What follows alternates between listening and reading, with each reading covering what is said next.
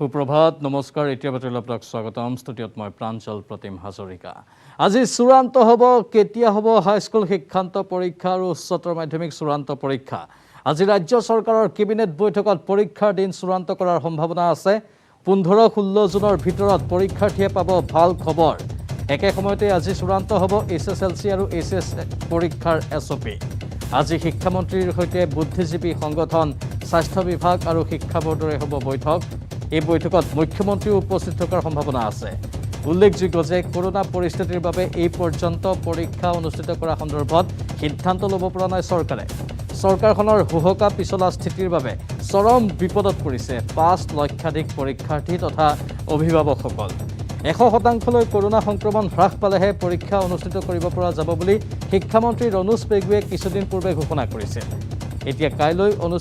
এতিয়া এই যি বৈঠক অনুষ্ঠিত হ'ব এই গুৰুত্বপূৰ্ণ বৈঠকত শিক্ষা বিভাগে কি সিদ্ধান্ত লয় তাৰ ওপৰতে নিৰ্ভৰ কৰিব দুটা গুৰুত্বপূৰ্ণ পৰীক্ষাৰ ভৱিষ্যত আজি চূড়ান্ত হ'ব কেতিয়া হ'ব হাইস্কুল শিক্ষান্ত পৰীক্ষা আৰু উচ্চতৰ মাধ্যমিক চূড়ান্ত পৰীক্ষা ৰাজ্য চৰকাৰৰ কেবিনেট বৈঠকত পৰীক্ষাৰ দিন চূড়ান্ত কৰাৰ সম্ভাৱনা আছে 15-16 জুনৰ ভিতৰত পৰীক্ষাৰ্থীয়ে পাব ভাল খবৰ একে সময়তে আজি চূড়ান্ত হ'ব এছএছএলসি আৰু এছএছ পৰীক্ষাৰ এছঅপি আজি শিক্ষামন্ত্ৰীৰ সৈতে বুদ্ধিজীৱী সংগঠন স্বাস্থ্য বিভাগ আৰু শিক্ষা বোৰ্ডৰ হ'ব বৈঠক এই বৈঠকত মুখ্যমন্ত্ৰীও উপস্থিত থকাৰ সম্ভাৱনা আছে যেহেতু কৰোনা পৰিস্থিতিৰ বাবে এই পৰ্যন্ত পৰীক্ষা অনুষ্ঠিত কৰা সন্দৰ্ভত সিদ্ধান্ত ল'ব পৰা নাই চৰকাৰখনৰ হুহকা পিছলা স্থিতিৰ বাবে চৰম বিপদত পৰিছে 5 লক্ষাধিক পৰীক্ষাৰ্থী তথা অভিভাৱকসকল 100%লৈ কৰোনা সংক্ৰমণ হ্ৰাস পালেহে পৰীক্ষা অনুষ্ঠিত কৰিব পৰা যাব বুলি শিক্ষামন্ত্ৰী ৰনোজ পেগুৱে কিছুদিন পূৰ্বে ঘোষণা কৰিছিল এতিয়া আজি অনুষ্ঠিত হ'ব লগা এই গুৰুত্বপূৰ্ণ বৈঠকত শিক্ষা বিভাগে কি সিদ্ধান্ত লয় তাৰ ওপৰতহে নিৰ্ভৰ কৰিব দুটা গুৰুত্বপূৰ্ণ পৰীক্ষাৰ ভৱিষ্যত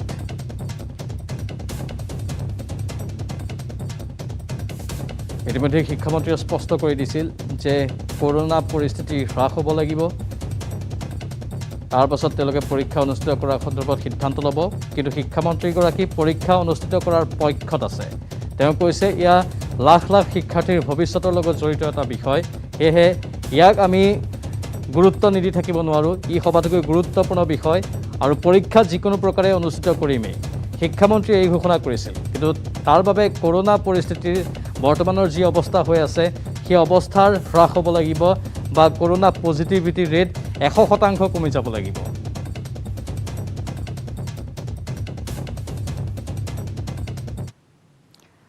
আজি হিমন্ত বিশ্ব শৰ্মাৰ কেবিনেটৰ চতুৰ্থখন বৈঠক ৰাজ্যৰ কোভিড পৰিস্থিতিক লৈ কেবিনেটত গুৰুত্বপূৰ্ণ সিদ্ধান্তৰ সম্ভাৱনা হাইস্কুল শিক্ষান্ত আৰু উচ্চতৰ মাধ্যমিক চূড়ান্ত পৰীক্ষাক লৈ কেবিনেটে গুৰুত্বপূৰ্ণ সিদ্ধান্ত লোৱাৰ সম্ভাৱনা আছে দিনৰ 11 বজাৰ পৰা অনুষ্ঠিত হ'ব কেবিনেট বৈঠক কেবিনেটত বিভিন্ন জিলাৰ দায়িত্বত থকা মন্ত্ৰীসকলে দিব নিজ নিজ জিলাৰ কোভিড পৰিস্থিতি তথা বান পৰিস্থিতিৰে মোকাবিলা কৰাৰ শেহতীয়া তথ্য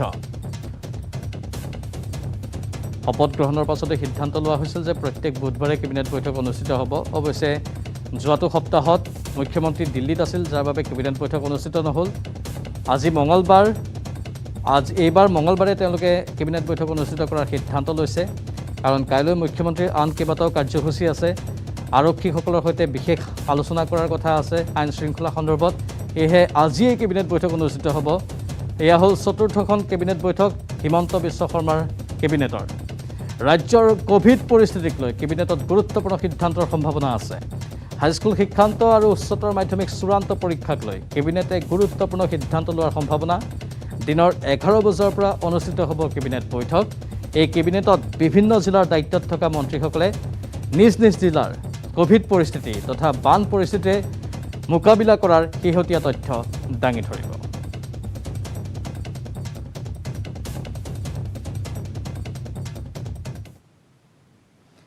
দেশবাসীক উদ্দেশ্যি প্ৰধানমন্ত্ৰীৰ গুৰুত্বপূৰ্ণ ঘোষণা দেশৰ প্ৰতিগৰাকী নাগৰিকে পাব বিনামূলীয়া ভেকচিন 18 বছৰ ঊৰ্ধ্বৰ লোকক দিয়া হ'ব বিনামূলীয়া ভেকচিন 21 জুনৰ পৰা ৰাজ্যসমূহক প্ৰদান কৰিব বিনামূলীয়া ভেকচিন কেন্দ্ৰই ভেকচিন ক্ৰয় কৰি প্ৰদান কৰিব ৰাজ্যক ভেকচিনৰ সকলো ব্যয় বহন কৰিব কেন্দ্ৰীয় চৰকাৰে ৰাজ্যসমূহে ব্যয় কৰিব নালাগে ভেকচিন ক্ৰয়ৰ খৰচ 25% ভেকচিন প্ৰদানৰ দায়িত্ব ব্যক্তিগত হস্পিটেলক দিয়া হৈছে অনাগত দিনত বৃদ্ধি পাব ভেকচিনৰ যোগান বৰ্তমান 7টা কোম্পানীয়ে প্ৰস্তুত কৰি আছে ভেকচিন শিশুৰ বাবেও ভেকচিন পৰীক্ষাৰ কাম চলি আছে নাকত দিয়া ভেকচিনৰো পৰীক্ষা চলি আছে দেশত 23 কোটিৰো অধিক লোকক দিয়া হৈছে ইতিমধ্যে ভেকচিন আৰু কৰোনাৰ বিৰুদ্ধে ভাৰতৰ জয় হ'ব বুলি আত্মবিশ্বাস প্ৰকাশ কৰে দেশৰ প্ৰধানমন্ত্ৰীগৰাকীয়ে।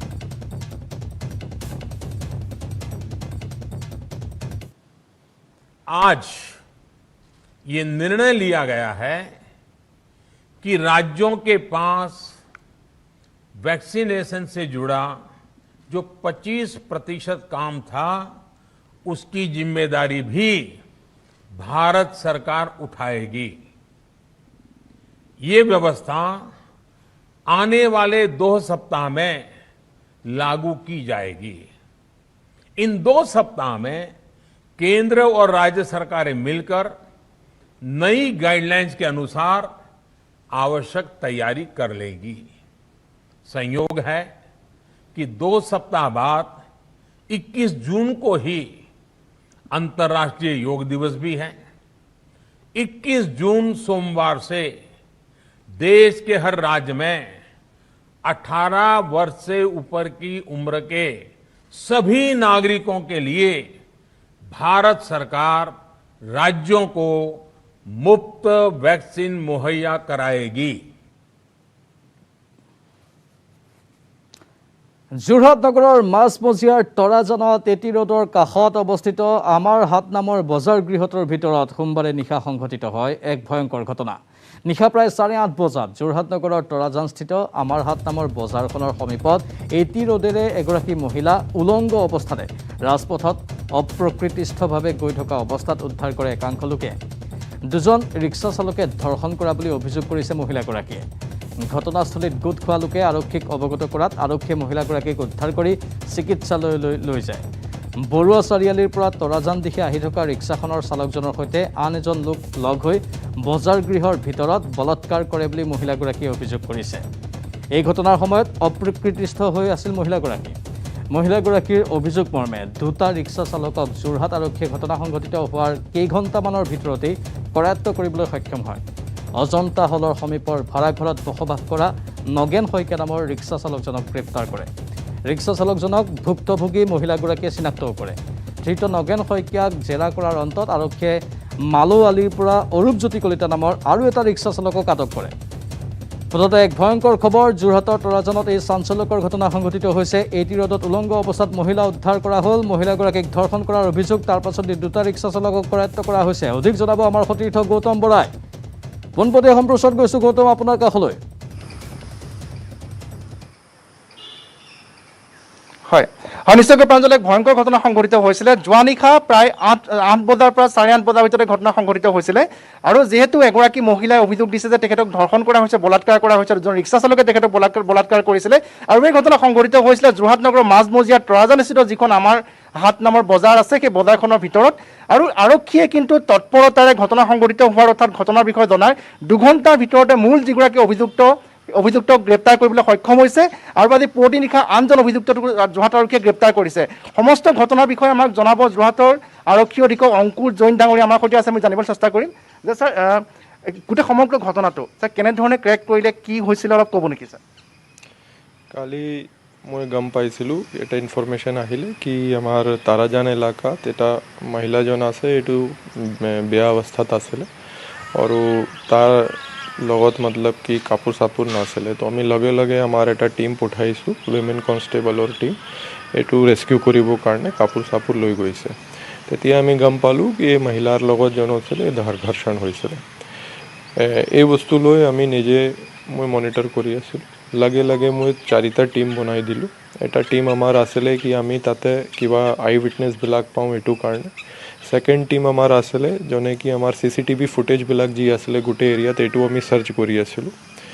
আৰু বাকি 2টা টিম আছিলে, এইটো আমাৰ সোৰ্চৰ কাৰণেও যেনেকৈ আমি এইটো মহিলাৰ পৰা এইটো পাইছোঁ কি কেনেকৈ এটা লুকবিলাক কেনেকৈ হ'ব, এটা আমি যি বডিবিলাক কেনেকৈ হয় আৰু কাপোৰ চাপোৰ কি পিন্ধা আছিলে ঘৰ্ষণকাৰী, এইটো আমি পাইছিলোঁ। এইটো বস্তু লৈ আমি তাকে এনেকৈ মতলব আইডেণ্টিফিকেশ্যন কাৰণে চেষ্টা কৰি আছিলোঁ।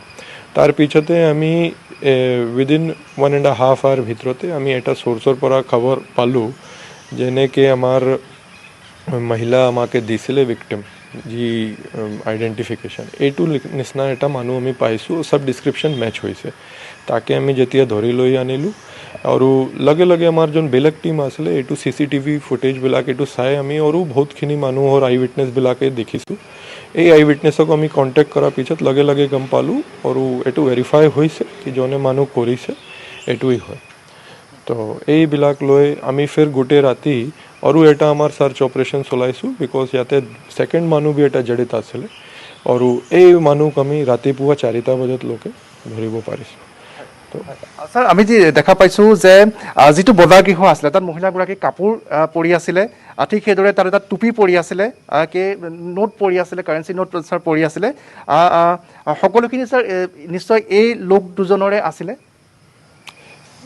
আমাৰ যি ইনভেষ্টিগেশ্যন মতে এই দুইজন লোক আছে আৰু আমি যি ভাইটেল এভিডেন্সবিলাক আছে এইটো চিজ কৰিছোঁ আৰু বাকী ইনভেষ্টিগেশ্যন প্ৰচেছ কৰি আছে আৰু আমি এই কেছ যে হ'ব আমি অতি সোনকালে এইটো চাৰ্জশ্বিট কৰিম और আমি এইটো চেষ্টা কৰিম কি এইটো কেছত অতি সোনকালে কোৰ্টৰ পৰা আगर ট্ৰায়েল হৈ যায় তেতিয়া আমি আশাৱান কি এই কেছত আমি এই মানুহবিলাক যোন আছে তেখেতৰ আমাৰ এইটো হ'ব মতলব কি শাস্তি প্ৰদান হ'ব আৰু এইটো কনভিকশ্যন হ'বই হ'ব কিন্তু স্যাৰ এনে কিছুমান কথা বৰ্তমান আলোচনা হৈছে চৰ্চালৈ আহিছে যে যিগৰাকী মহিলা লকডাউন চলি আছিলে লকডাউনৰ সময়ছোৱাত নিশা 8 বজাত কেনেধৰণে ক'লৈ গৈ আছিলে বা ৰিক্সাত তেওঁ কিয় যাব লগা হ'ল বা ৰিক্সা চালক দুইজনে সুৰামত্ত অৱস্থাত আছিল নেকি বা একাংশ লোকে ক'ব বিচাৰে যে মহিলাগৰাকীৰ মুখতো সুৰাৰ গোন্ধ পোৱা গৈছিলে তেনেধৰণৰ কিছু কথাও চৰ্চালৈ আহিছে স্যাৰ মেডিকেল পৰীক্ষা বা তেনেধৰণৰ বিষয়বিলাক আপোনালোকে খুঁটি মাৰি চাইছে নেকি এইটো বস্তু লৈ আমি এইটো কমেণ্ট নকৰোঁ এইটো ইনভেষ্টিগেশ্যনৰ পাৰ্ট আছে বাকী আমি এটা কথা কওঁ কি লকডাউন মাজতে কিবা কাৰণবশ আगर মানুহগৰাকী কিবা কাৰণে বাহিৰত ওলাইছে লেকিন এইটো ঘৰ্ষণকাৰীৰ এইটো অধিকাৰ নহয় কি এনেকৈ কিবা মহিলাৰ ওপৰত এনেকৈ হাত দিব পাৰে আৰু এইটো কাৰণে আমি একদম ষ্ট্ৰিক্ট আছোঁ আৰু এনেকৈ কিবা যিটো হ'ব এইটো শাস্তি পাব এইটোতো আমাৰ তৰফৰ পৰা এইটো আছে আৰু এইটোই ক্ষেত্ৰত মই মোৰ টিম যোন যোৰহাট পুলিচ টিম আছে তাকে মই তাকে ধন্যবাদ দিছোঁ যোনে ইমান সোনকালে আমাৰ এইটো কামক এইটো কৰাৰ কাৰণে এজ এ টিম নিচিনা কাম কৰিছে ধন্যবাদ জনাইছোঁ গৌতম এয়া আমি পোনপটীয়া সম্প্ৰচাৰ যোৰহাটৰ পৰা আগবঢ়ালোঁ অন্যায়ৰ বিৰুদ্ধে এনেধৰণে আৰক্ষীয়ে যুঁজ দি যাওক অপৰাধীক নাকি লগাওক প্ৰত্যেক জিলাৰ আৰক্ষী প্ৰত্যেকজন আৰক্ষী এনেধৰণে সৎভাৱেৰে কামবোৰ কৰি যাওক সেইটোৱে আমি কামনা কৰিছোঁ পৰৱৰ্তী সময়ত অধিক তথ্য আমি এই সমগ্ৰ ঘটনা সন্দৰ্ভত সম্প্ৰচাৰ কৰিম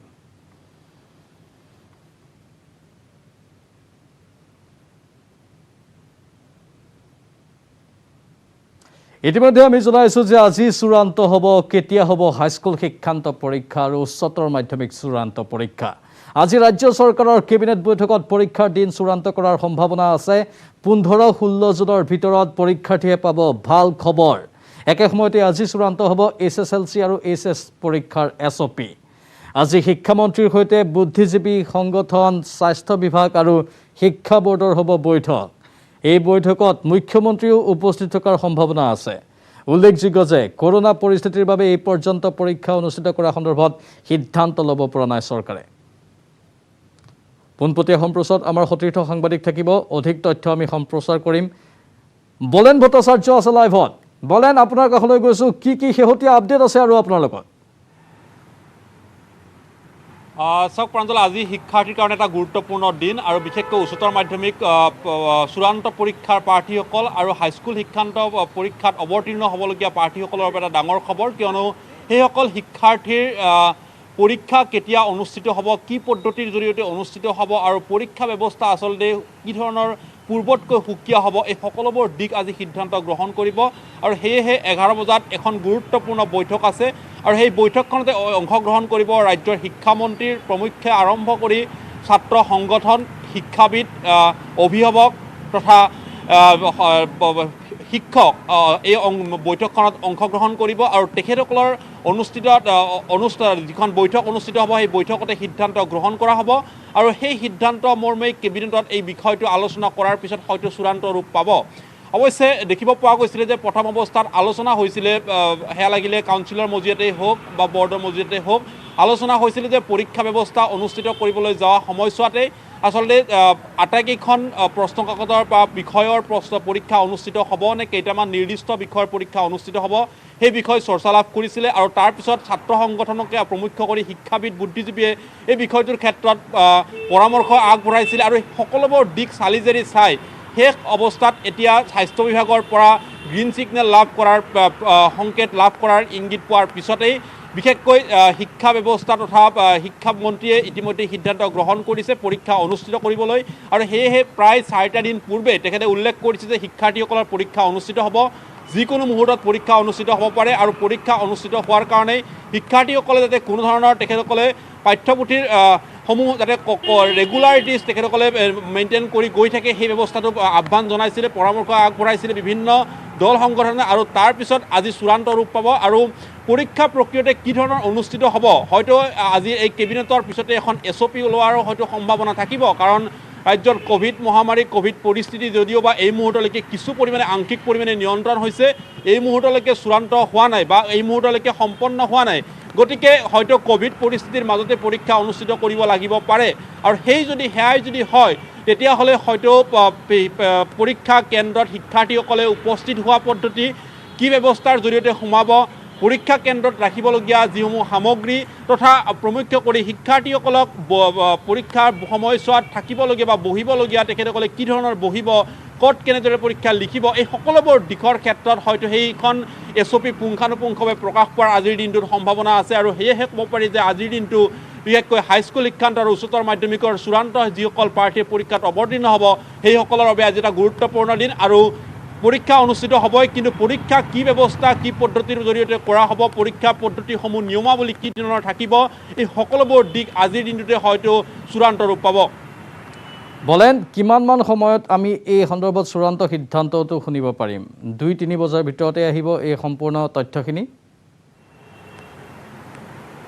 চাওক যিখন জনতা ভৱনত 11 বজাত ৰাজ্যৰ শিক্ষামন্ত্ৰীৰ সৈতে বৈঠক আছে সেই বৈঠকখনে হয়তো কিছু সময় প্ৰয়োজন হ'ব প্ৰায় 2 ঘণ্টাৰ সময়ৰ হয়তো এইখন বৈঠক চলিব আৰু সেই বৈঠকৰ যিসমূহ পৰামৰ্শ লাভ কৰিব সেই পৰামৰ্শৱলী কেবিনেটত তথা ৰাজ্যৰ মুখ্যমন্ত্ৰীক অৱগত কৰাব আৰু মুখ্যমন্ত্ৰীৰ জৰিয়তে এই বিষয়টো চোৱা চিতা কৰাৰ পিছত সেই পৰামৰ্শসমূহ কি ধৰণে প্ৰযোজ্য কৰিব পাৰি এই সকলোবোৰ দিশ হয়তো ৰূপায়ণ কৰিব গতিকে ক'ব পাৰি যে দিনৰ প্ৰায় 1 বজাৰ পূৰ্বেই যে ইয়াৰ আনুষ্ঠানিকভাৱে প্ৰকাশ হোৱাৰ এটা ইংগিত পোৱা গৈছে এই মুহূৰ্তত ধন্যবাদ জনাইছোঁ বলেন এইখিনি তথ্যৰ বাবে আমি পৰৱৰ্তী সময়ত পুনৰ যোগাযোগ স্থাপন কৰিম আপুনি দৃষ্টি ৰাখক এই বিষয়টোৰ ওপৰত কি সিদ্ধান্ত হয় সেয়া গুৰুত্বপূৰ্ণ আৰু ছাত্ৰ ছাত্ৰীৰ ভৱিষ্যতৰ লগত জড়িত এটা বিষয় আৰু শিক্ষামন্ত্ৰীয়ে ইতিমধ্যেই কৈছে যে পৰীক্ষা অনুষ্ঠিত কৰিবই আৰু পৰীক্ষা অনুষ্ঠিত কৰাৰ বাবে যিখিনি পদক্ষেপ ল'ব লাগে সেইখিনিত ল'বই মাথো এতিয়া আনুষ্ঠানিক ঘোষণা বাকী কেতিয়া পৰীক্ষা অনুষ্ঠিত হ'ব কেনেধৰণে হ'ব সকলো তথ্য আজি আবেলিৰ ভিতৰত ওলাই যাব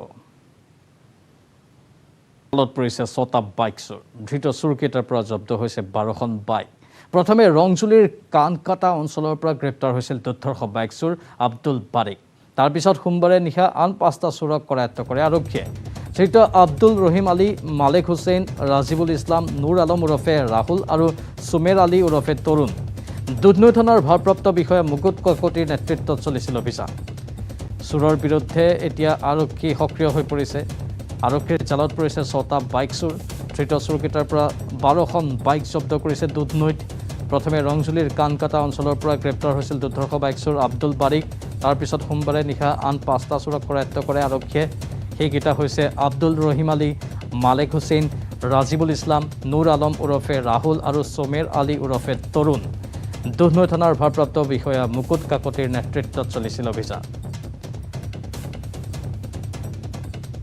জেগাৰ পৰা চুৰি কৰা গাড়ীৰ ইঞ্জিন নাম্বাৰ আৰু চেচিছ নাম্বাৰ সলনি কৰি ভুৱা ফেক ৰেজিষ্ট্ৰেশ্যন চাৰ্টিফিকেট ইছ্যু কৰাৰ চক্ৰটো উৎখাত কৰাৰ পাছত কালি আপোনাৰ দুধনৈ আৰু ৰংজুলি আৰক্ষীয়ে যুটীয়া অভিযানত 3জন মানুহ এৰেষ্ট কৰিবলৈ সক্ষম হয় তাৰে 5জনক উঠোৱা হৈছে তাৰে 2জনক ইণ্টাৰগেশ্যনত ৰখা হৈছে আৰু 9খন চুৰি বাইক ৰিকভাৰ কৰিবলৈ সক্ষম হয় আৰু তাৰে এজন আছামীৰ ঘৰৰ পৰা কিছুমান বৃহৎ সংখ্যক আপোনাৰ নাম্বাৰ প্লেট পোৱা গৈছে ভঙা লক পোৱা গৈছে আৰু আমাৰ এতিয়াও অভিযান চলি আছে আৰু মানুহ এৰেষ্ট হ'ব আৰু চুৰি বাইকটো গোটেই সমূহ চক্ৰটো উৎখাত কৰিবলৈ আমি প্ৰচেষ্টা চলাই আছোঁ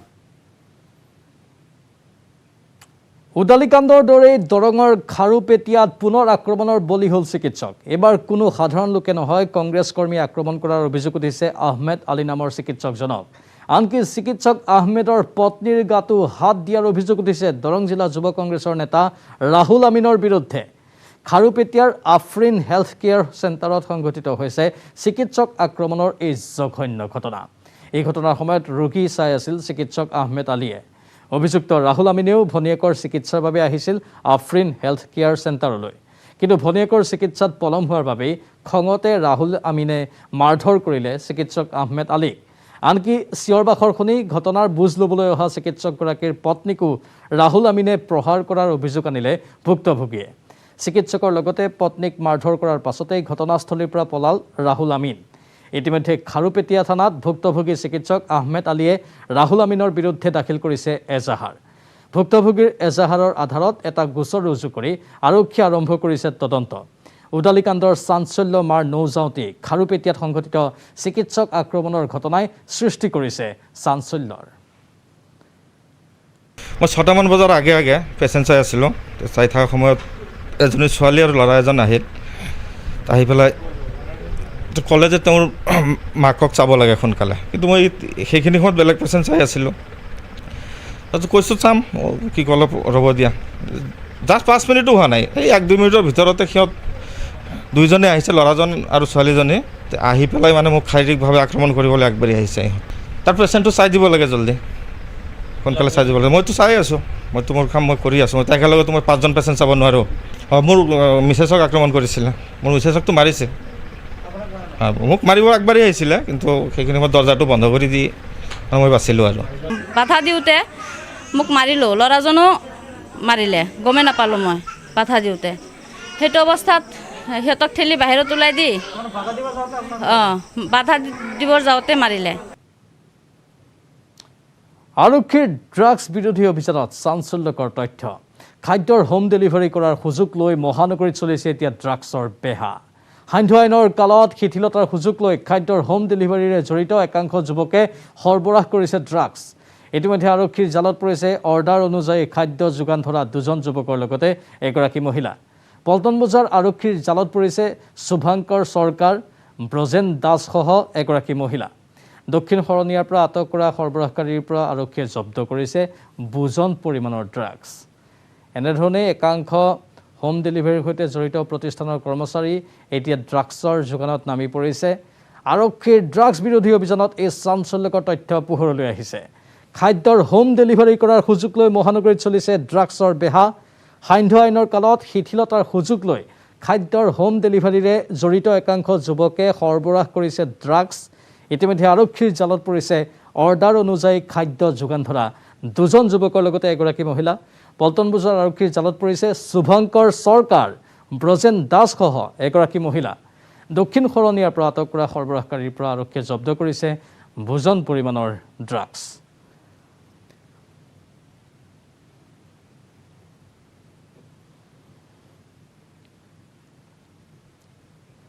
ইফালে মহানগৰীত ভাড়াঘৰৰ পৰা চলিছে ড্ৰাগছৰ ৰমৰমীয়া বেহা। চানমাৰীত আৰক্ষীয়ে অভিযান চলাই বৃহৎ পৰিমাণৰ ড্ৰাগছসহ গ্ৰেপ্তাৰ কৰে 2 কুখ্যাত মাফিয়াক। ধৃত 2 ড্ৰাগছ মাফিয়া ইউপ আলী আৰু বাপধন পাঠক। পূব শৰণীয়াৰ শংকৰদেৱ পথৰ 45 নম্বৰ বাসগৃহৰ ভাড়াঘৰত DCP central special operation group আৰু চানমাৰী আৰক্ষীয়ে চলাইছিল অভিযান। আৰক্ষীৰ অভিযানকালত ভাড়াঘৰৰ পৰা জব্দ কৰে 54টা ড্ৰাগছ ভৰ্তি কণ্টেইনাৰ, নগদ ধন আৰু এখন স্কুটি। ধৃত বাপধন পাঠকক পূৰ্বেও ড্ৰাগছ সৰবৰাহৰ অভিযোগত নুনমাটি আৰক্ষীয়ে প্ৰেৰণ কৰিছিল জেললৈ। ভাড়াঘৰত একাংশই ড্ৰাগছৰ বেহা চলাইছে আৰু ভাড়াঘৰে অভিযানসমূহো চলি আছে। একাংশ অপকৰ্মত জড়িত অপৰাধী এনেধৰণৰ কাম প্ৰায়েই কৰি থাকে, বিভিন্ন কূটকৌশল অৱলম্বন কৰে আৰু এইবাৰ হাতেলোতে ধৰাও পৰিছে। চানমাৰী আৰক্ষীয়ে অভিযান চলাই বৃহৎ পৰিমাণৰ ড্ৰাগছসহ গ্ৰেপ্তাৰ কৰে 2 কুখ্যাত মাফিয়াক। ধৃত 2 ড্ৰাগছ মাফিয়া ইউপ আলী আৰু বাপধন পাঠক পূব শৰণীয়াৰ শংকৰদেৱ পথৰ 45 নম্বৰ বাসগৃহৰ ভাড়াঘৰত DCP central special operation group আৰু চানমাৰী আৰক্ষীয়ে অভিযান চলাইছিল।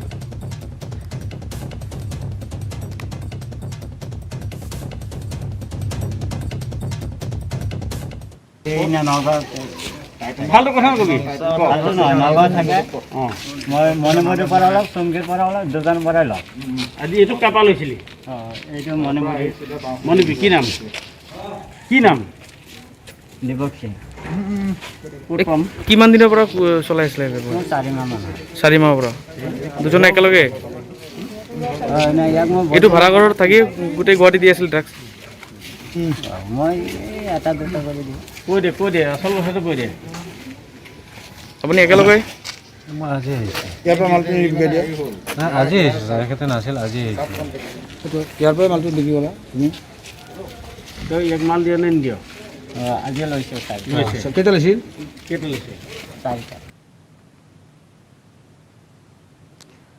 ব্ৰহ্মপুত্ৰৰ জলস্তৰ বৃদ্ধি পোৱাৰ লগে লগে কাজিৰঙা ৰাষ্ট্ৰীয় উদ্যানৰ অন্তৰ্ভাগৰ বিভিন্ন স্থান এতিয়া জলমগ্ন হৈ পৰিছে। উদ্যানখনৰ একাংশ অঞ্চলত থকা জীৱ-জন্তু এতিয়া দিশহাৰা হৈ পৰিছে। উদ্যানখনৰ বিভিন্ন স্থান জলমগ্ন হোৱাৰ লগে লগে বন্য জীৱ-জন্তু একাংশ কাজিৰঙা ৰাষ্ট্ৰীয় উদ্যানৰ 37 নম্বৰ ৰাষ্ট্ৰীয় ঘাইপথৰ কাষত আশ্ৰয় লৈছেহি। কাজিৰঙা ৰাষ্ট্ৰীয় উদ্যানৰ হালধিবাৰী বনশিবিৰ এলেকাৰ হালধিবাৰীৰ 37 নম্বৰ ৰাষ্ট্ৰীয় ঘাইপথৰ কাষতে এটা গড়ে আশ্ৰয় লোৱা দেখিবলৈ পোৱা গৈছে।